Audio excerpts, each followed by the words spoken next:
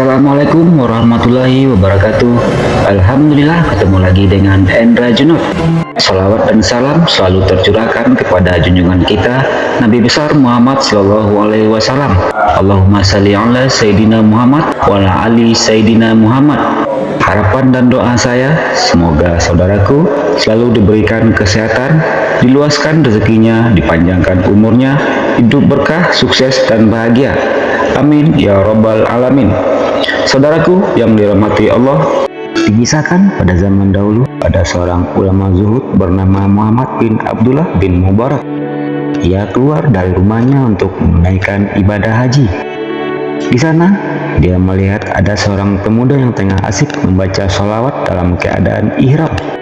Di padang Arafah dan Mina pun pemuda tersebut hanya membasahi bibirnya dengan bersolawat kepada Nabi Muhammad Sallallahu Alaihi Wasallam. Karena penasaran, Abdullah menegur pemuda tersebut. Wahai saudaraku, di setiap tempat ada bacaannya tersendiri, tapi kenapa engkau tidak memperbanyak doa dan salawat? Bukankah itu yang lebih dituntut? Kenapa engkau hanya asyik membaca salawat saja, wahai saudaraku? Tanya Abdullah kepada pemuda tersebut. Pemuda yang selalu membaca salawat di ibadah haji, saya punya alasan tersendiri, kenapa hanya berselawat saja? Jawab pemuda itu. Ceritakanlah kepadaku apakah alasan itu. Saya meninggalkan Khurasan, tanah airku tercinta, untuk menunaikan ibadah haji bersama ayah saya. Setelah kami sampai di Kufah, tiba-tiba ayah saya terkena sakit parah dan dia telah mengembuskan nafas terakhirnya di hadapan saya sendiri. Dengan kain sarung yang ada, aku tutupi wajah ayah.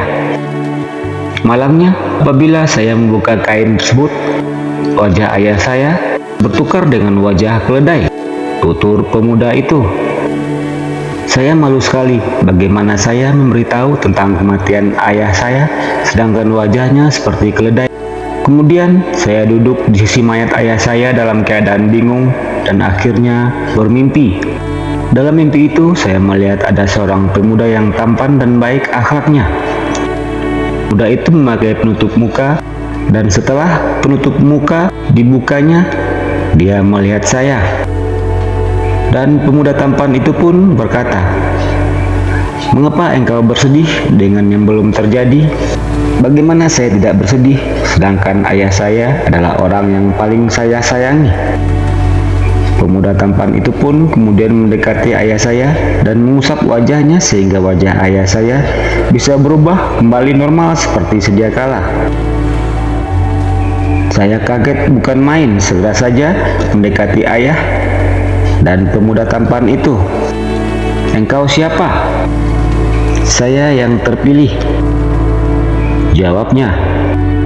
Saya kemudian memegang jarinya dan berkata, "Wahai Tuan, beritahukanlah mengapa peristiwa ini bisa terjadi. Sebenarnya ayahmu adalah seorang pemakan harta riba. Allah telah menetapkan agar orang yang memakan harta riba ditukar wajahnya menjadi keledai di dunia dan di akhirat. Allah Subhanahu wa Ta'ala telah menjatuhkan hukuman itu di dunia dan tidak di akhirat. Semasa hidupnya, ayahmu orang yang istiqomah mengamalkan sholawat sebanyak 100 kali sebelum tidur. Ketika semua amalan umatku dipertontonkan, malaikat telah memberitahuku keadaan ayahmu. Aku telah memohon kepada Allah Subhanahu wa Ta'ala agar dia mengizinkan aku memberi syafaat kepada ayahmu. Dan inilah aku datang untuk memulihkan seperti semula keadaan ayahmu." Setelah penjelasan terakhir dibeberkan oleh pemuda tampan itu, si pemuda yang ayahnya meninggal akhirnya terbangun dari tidurnya. "Subhanallah, rupanya aku bermimpi," kata pemuda itu. Wallahu a'lam bishawab. Demikianlah kisah ini, semoga bermanfaat dan dapat diambil pesannya. Jangan lupa subscribe. Terima kasih.